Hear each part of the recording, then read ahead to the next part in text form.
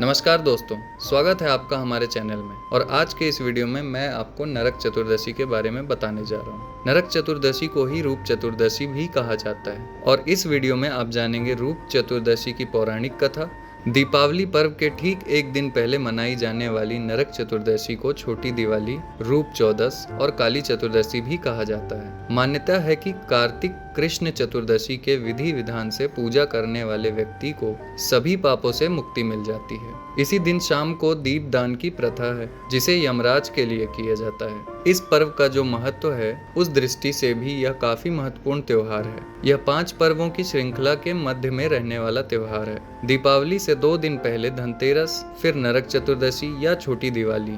इसे छोटी दीपावली इसलिए कहा जाता है क्योंकि दीपावली से एक दिन पहले रात के वक्त उसी प्रकार दिए की रोशनी से रात के तिमिर को प्रकाश पुंज से दूर भगा दिया जाता है, जैसे दिवाली की रात को।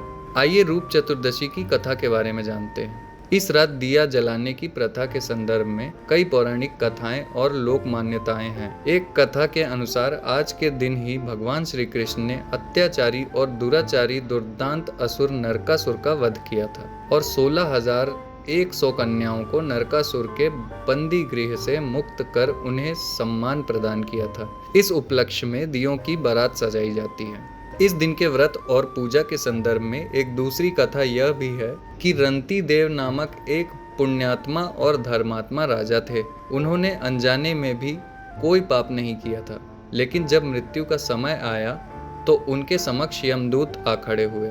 यमदूत को सामने देख राजा अचंभित हुए और बोले, मैंने तो कोई भी पाप नहीं किया है, फिर आप मुझे लेने क्यों आए हो? क्योंकि आपके यहाँ आने का मतलब है कि मुझे नर्क जाना होगा। आप मुझ पर कृपा करें और बताएं कि मेरी किस अपराध के कारण मुझे नरक जाना पड़ रहा है। यह सुनकर यमदूत ने कहा कि हे राजन, एक बार आपके द्वार से एक ब्राह्मण भूखा लौट गया था। यह उसी पाप कर्म का फल है। इसके बाद राजा ने यमदूत से 1 वर्ष का समय मांगा। तब यमदूत ने राजा को 1 वर्ष की मोहलत दे दी। राजा अपनी परेशानी लेकर ऋषियों के पास पहुंचे और उन्हें अपनी सारी कहानी सुनाकर उनसे इस पाप से मुक्ति का उपाय पूछा।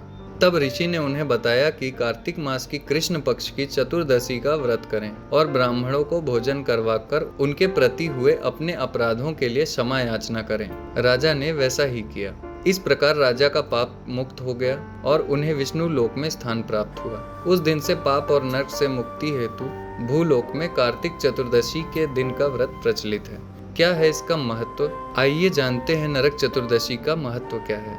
इस दिन के महत्व के बारे में कहा जाता है कि इस दिन सूर्योदय से पूर्व उठकर तेल लगाकर और पानी में चिरचिरी के पत्ते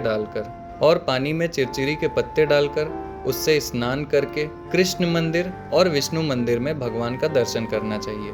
इससे पाप कटता है और रूप सौंदर्य की प्राप्ति होती है। कई घरों में इस दिन रात को घर का सबसे बुजुर्ग सदस्य एक दिया जलाकर पूरे घर में घुमाता है और फिर उसे लेकर घर से बाहर कहीं दूर रख आता है। घर के अन्य सदस्य अंदर रहते हैं और इस दिए को नहीं देखते हैं। यह दिया यम का दिया कहलाता है। माना जाता है कि पूरे घर में इसे घुमाकर बाहर ले जाने से सभी बुराइयां और कथित बुरी शक्तियां घर से बाहर चली जाती हैं। तो दोस्तों, उम्मीद करता हूँ रूप चतुर्दशी की ये कथा आपको पसंद आई होगी। अगर यह वीडियो आपको पसंद आई है तो लाइक करें, कमेंट करें और हमारे चैनल को सब्सक्राइब करें। धन्यवाद।